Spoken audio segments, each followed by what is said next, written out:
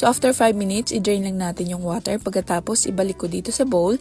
And then maglagay na rin ako dito ng ube flavor. Ito optional lamang po kung ayaw nyo lagyan. Pwedeng hindi naman po, or kahit anong flavor na gusto nyo, pandan or red or color yellow, pwede po kayo maglagay dito. So ayan, pagkatapos set aside lang muna natin yan.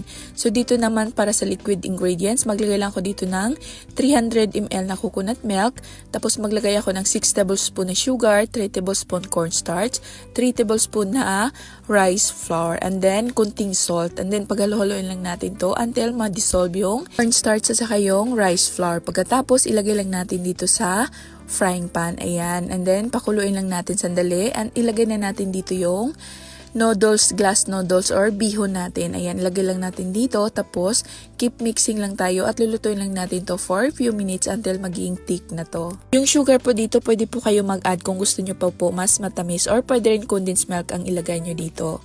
Tell me where you watching from and comment kayo sa baba kung taga saan kayo para next video natin ma-shoutout ko yung pangalan nyo.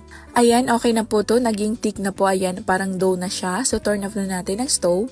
Pagkatapos, ilagay ko lang dito sa aking baking pan na circle. Pwede rin pa square na baking pan. Depende na po kung ano available nyo sa bahay. And then, spread lang natin evenly. Ayan, pagkatapos ko na spread dito sa aking baking pan, ilagay ko lang to sa steamer. Nagpainit na ako ng water. Tapos, steam lang natin to for 18 minutes. After 18 minutes, ayan na, luto na siya.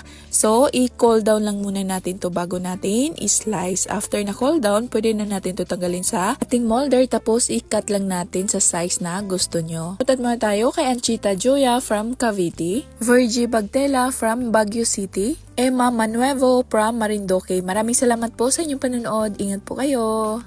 Ayan, ganyang cut lang po ang ginawa ko dito. Ayan, so tatanggalin lang natin yan. Ayan, o tingnan nyo naman po kung gaano kasarap